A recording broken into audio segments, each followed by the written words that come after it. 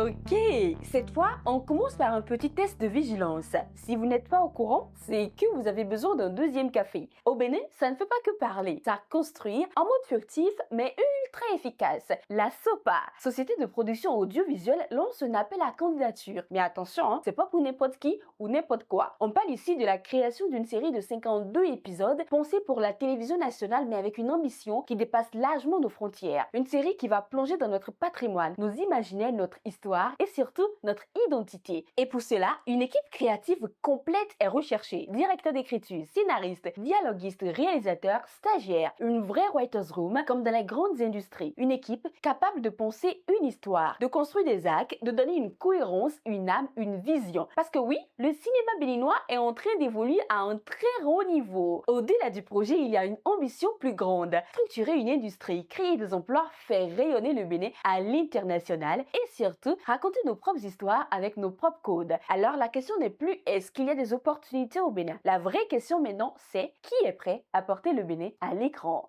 Et pendant que le Bénin construit un peu plus rapidement, le Togo lui célèbre et structure. Le rideau est tombé le 18 avril 2026 sur la 9e édition du Festival international du film de Togo. Un festival qui grandit, qui s'affirme et qui choisit de raconter l'Afrique au plus près d'elle-même. Cette année, les langues locales ont porté le récit du quotidien. Des histoires simples, vraies mais nécessaires. Et puis à la fin, les voix se sont élevées. La destinée d'une camionneuse de Issouf Koussé remporte le prix du meilleur documentaire. La Bonne de Kofi Amasson s'impose comme meilleur film de fiction togolais. Une mention spéciale est donc revenue à Adhérent, histoire et trajectoire du réalisateur et producteur Joël Chédré comme un écho à la mémoire. Et quelque part, des images continuent de flotter. Celle du village des femmes de Victorie Viala, récompensée pour son esthétisme envoûtant. Des films primés, oui, mais surtout des regards qui s'imposent parce qu'au fond, le cinéma africain ne cherche plus sa voix. Il parle déjà depuis plusieurs années. Des récits locaux aux icônes mondiales, il n'y a qu'un pas que le cinéma franchit avec passion. Après avoir vibré avec les légendes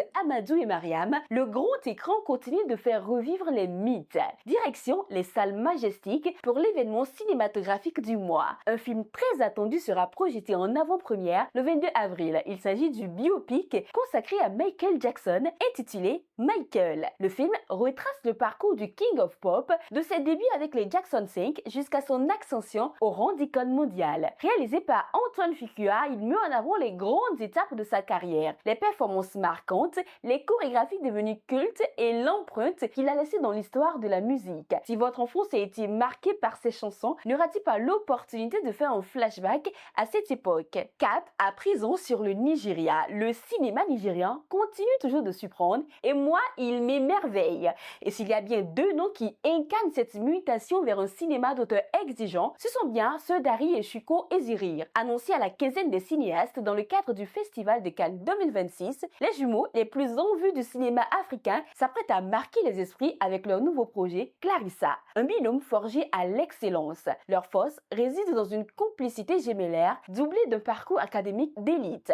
Ils ont su marier la rigueur technique du cinéma indépendant américain à l'énergie de leur Nigeria. Et pour bien comprendre leur sélection cette fois-ci à Cannes, il faut faire un petit flashback et se rappeler du choc Eyimo fait en 2020. En filmant les gosses en 16 mm avec une patience presque documentaire, les frères Eziri avaient cassé les codes de Nollywood pour offrir une œuvre contemplative, saluée à la Berlinale et récompensée à travers le monde. Ils ne se contentent pas de filmer une ville, ils en capturent l'âme et les silences. Aujourd'hui, avec Clarissa, ils poussent l'audace encore plus loin. Librement inspirée du chef-d'œuvre de Virginia Woolf, Mrs. Dalloway, cette œuvre se veut un pont entre les époques et les continents. En transposant ce récit de l'intime et du temps qui passe dans un contexte africain, les Eziri prouvent que nos récits sont universels. Le rendez-vous est donc pris. Si vos pas vous mènent vers Cannes en mai prochain, laissez-vous dériver jusqu'à cette Clarissa nigériane, là où le cinéma cesse d'être un simple divertissement pour devenir une mémoire collective. Et c'était donc Diane Capou dans Clap. On se retrouve la semaine prochaine pour de nouvelles